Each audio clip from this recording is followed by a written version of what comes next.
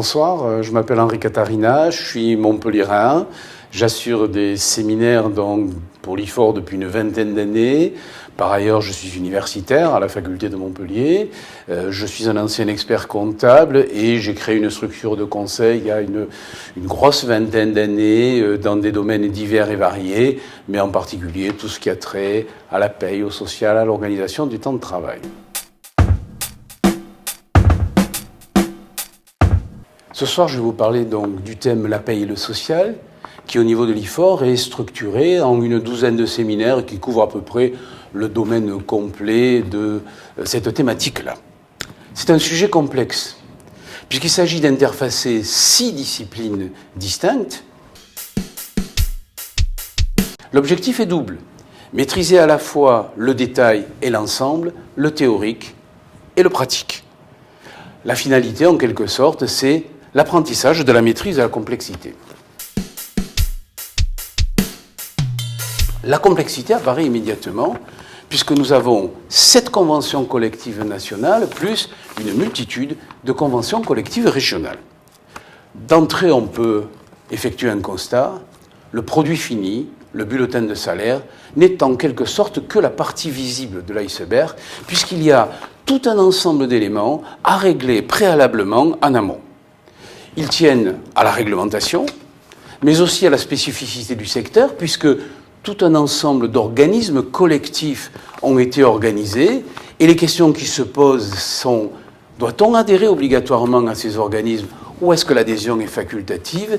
Et existe-t-il des exceptions, sachant que l'employeur va devoir supporter un coût s'il adhère effectivement?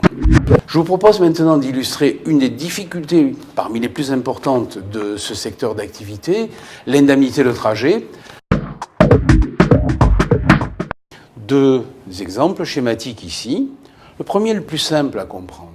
Le salarié quitte son domicile le matin, regagne directement le chantier. En fin de journée, il quitte le chantier pour regagner son domicile. Il est logique qu'il ait droit à une indemnité de trajet, puisqu'il est amené à effectuer des trajets plus longs que les salariés des autres professions.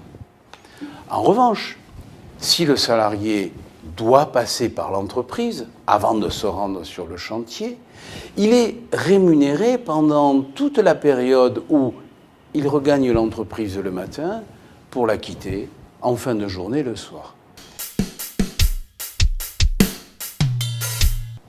De cette confrontation émerge une problématique. Vaut-il mieux ne payer à l'occasion de ces trajets que du temps de travail effectif ou à l'inverse, verser l'indemnité de trajet? Quand on commence à se lancer dans des calculs, on s'aperçoit que payer du temps de travail effectif coûte entre 3 et 4 fois plus cher que de rémunérer cela sous forme d'une indemnité de trajet. Donc la solution paraît évidente, encore faut-il que l'employeur en prenne conscience. Cette complexité que nous venons d'évoquer est à la fois une contrainte et une force. Une contrainte qui impose que les bulletins de salaire soient respectueux d'une réglementation toujours plus lourde. Une force également, puisque les choix sont désormais multiples, l'expert et son collaborateur doivent proposer aux clients les réponses les mieux adaptées à leur situation et à leurs attentes en accomplissant leur mission de conseil. Le séminaire se prolonge sur l'articulation entre les indemnités de petits déplacements d'une part et les abattements pour frais professionnels de l'autre, en vue de rechercher et de trouver des solutions optimales.